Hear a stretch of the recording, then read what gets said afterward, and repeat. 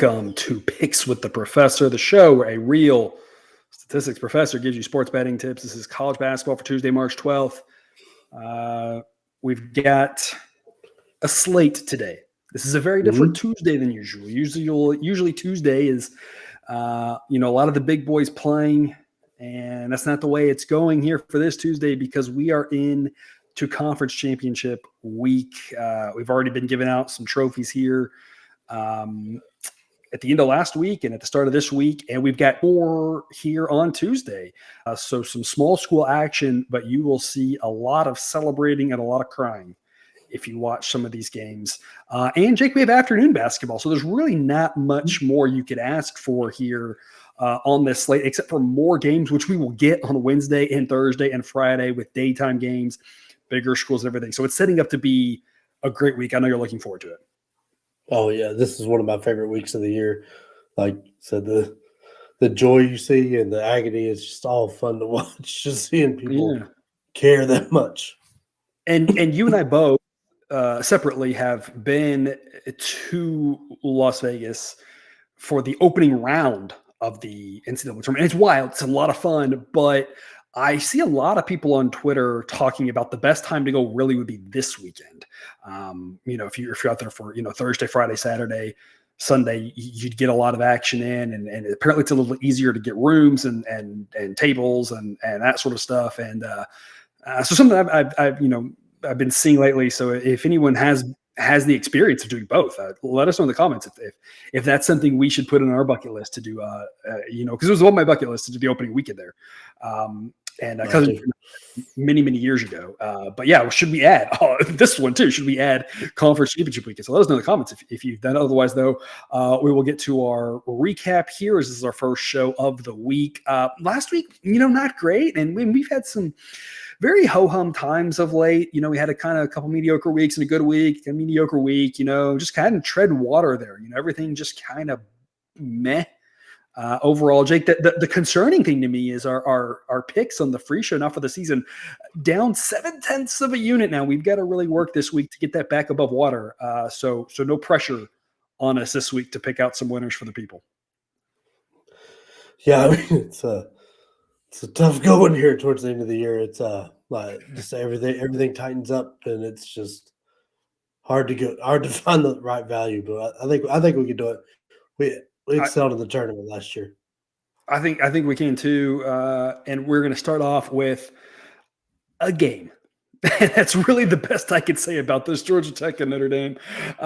We're starting off the ACC tournament here on Tuesday. We're starting off the Big 12 tournament as well, with these kind of like early play-in type games. And I'll just never forget, the runs we've had in the past of some of these teams making these incredible runs. Whoever it was in the Big East did it that one year, and everyone talked about it for years. Georgetown, maybe, I guess, did it that one year, I guess is who it was. And then, Oregon State or whatever did it a couple years ago in the Pac-12. And it's tough to go through and win this many games. But, you got to start with the first one. And that's, of course, what Georgia Tech and Notre Dame are tasked with doing here is, trying to extend their season. And they're going to have to win a lot of games to do it. So unlikely that either one of these teams will be cutting down the nets at the end, but someone will win in advance. We don't know who it will be, but we think it will be boring basketball. Nonetheless, we're going to go under 131.5 C-grade pick. We had a C-grade pick on Saturday that worked out really well. Some of these C-grade unders have been pretty strong picks for us. The model is saying that this number, needs to be a little bit higher for us to have better value. But that doesn't mean that we don't think there's still enough value here. This game seems unlikely to get into the 130s if you've watched Notre Dame play this year. They are fantastic on defense. It's just that they're equally terrible on offense. They play really slow. Jake, I always love a good daytime afternoon under to just kind of sleepy start off the tournament here. Neutral site, new court for these two teams that they haven't played at all season long. Jake, tell us more. Yeah, this is like very unusual. You're looking at a new court. I don't know that there's been that many 2:00 games for Notre Dame or Georgia Tech this year. Neither are fantastic. Notre Dame's got a very, very good defense. I love Shrewsbury as a coach. They've got a great point guard in Marcus Burton, but their entire offense is to run the clock and hopefully have him make some magic. They actually swept Georgia Tech this year, and it took overtime to get to 140 or 141 at Georgia Tech, and then at home the game barely cleared 100. So there's not going to be any. It's afternoon basketball, but is it like? Is it? I don't know. It's gonna be a rough watch. Burton's worth watching, but other than that, this is just bad basketball, and should be give no points and be easy under.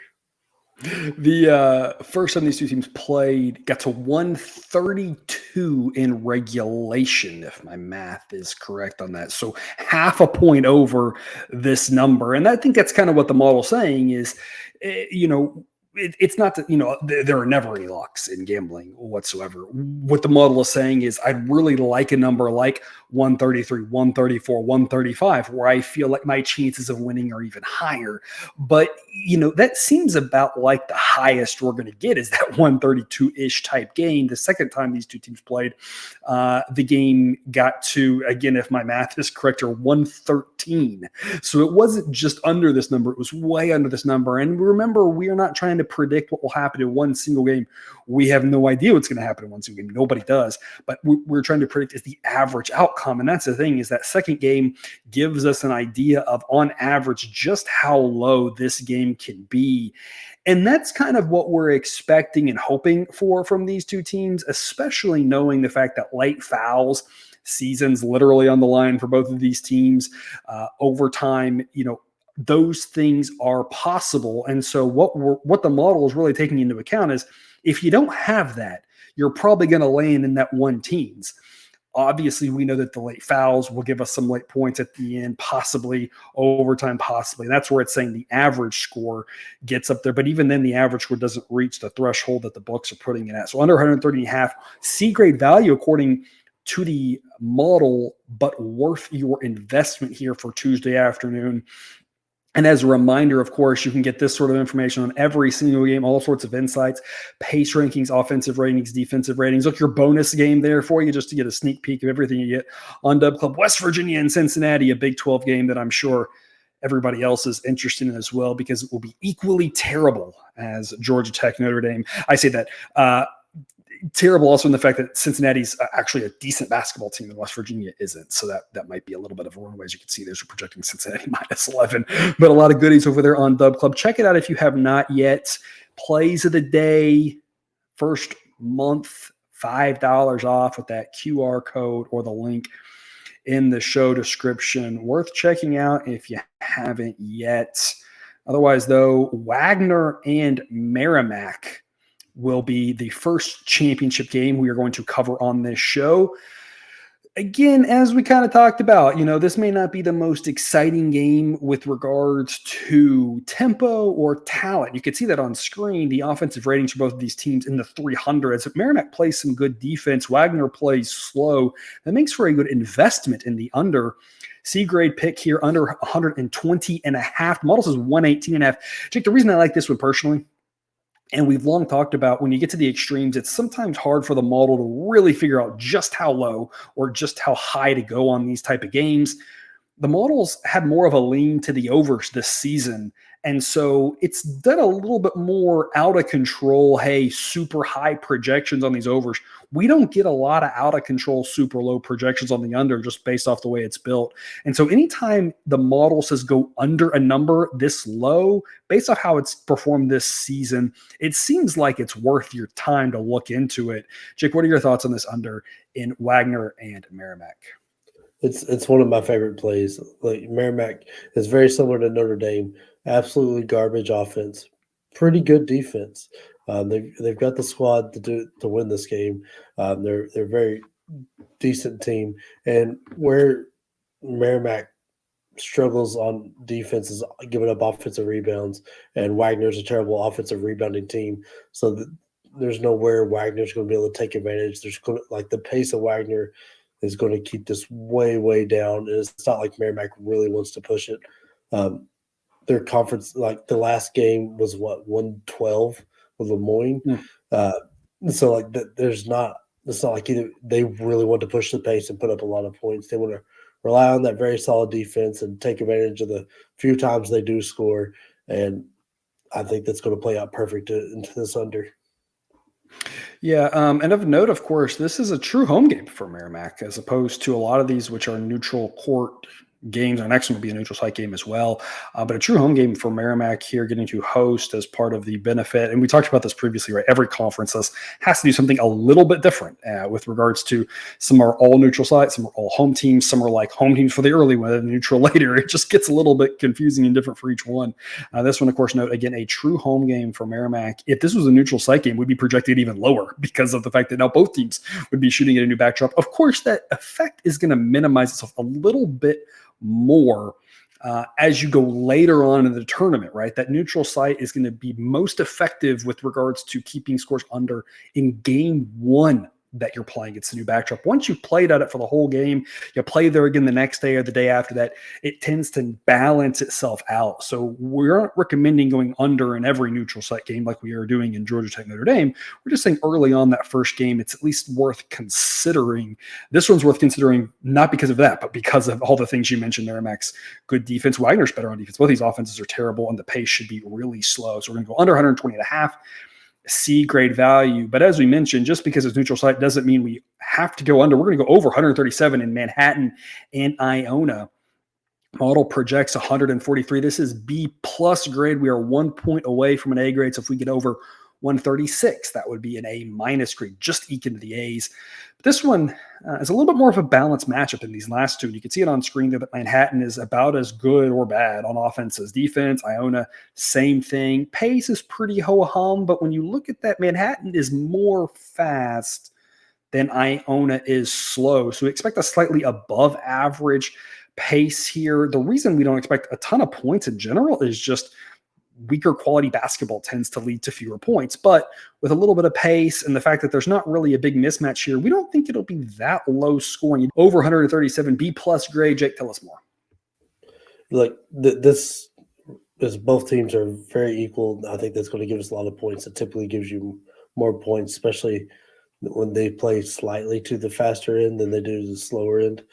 But the biggest thing here is I think Iona's going to clean up with a lot of extra points because they force a ton of turnovers. Manhattan really struggles turning the ball over, and I think that's going to give us all the extra easy buckets we need to push this over to an average college basketball game.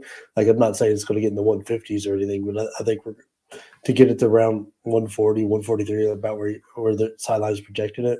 Seems very easy with the extra easy buckets Iona's going to get. Really close to an A grade. Wanted to highlight this one for you because you were 1 point away. And as always, though, shop around. Get you that extra point. You never know when it's going to matter. It won't matter for 99 out of 100 games or 98 out of 100 games. But if you can just flip a game or two every 100, that can make a big difference in your bankroll. So make sure you have multiple books. You're shopping around. If you haven't yet, check out BetUS. 125% bonus on your first 3 deposits.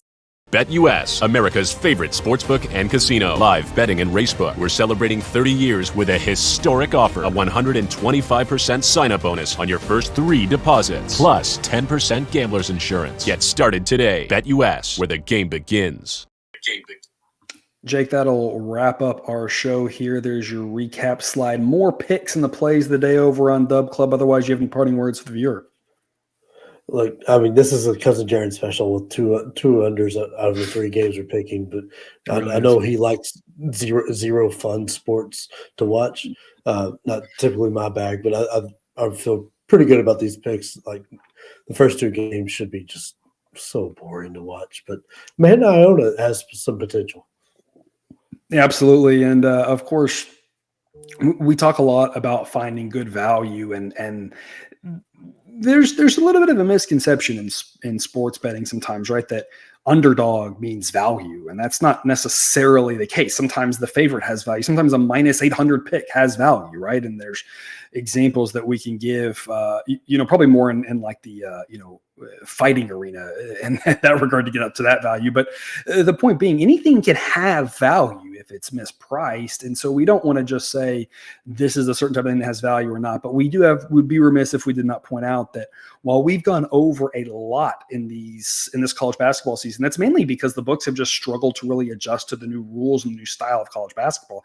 In general, on average, unders offer a little more value. Why is that? Because people don't like to play them. And so books tend to shade the numbers up an extra half point to a point. That doesn't make every under a good pick. It just means that on average, you're going to be getting a little bit of an extra boost, which makes that under just a little bit more appealing.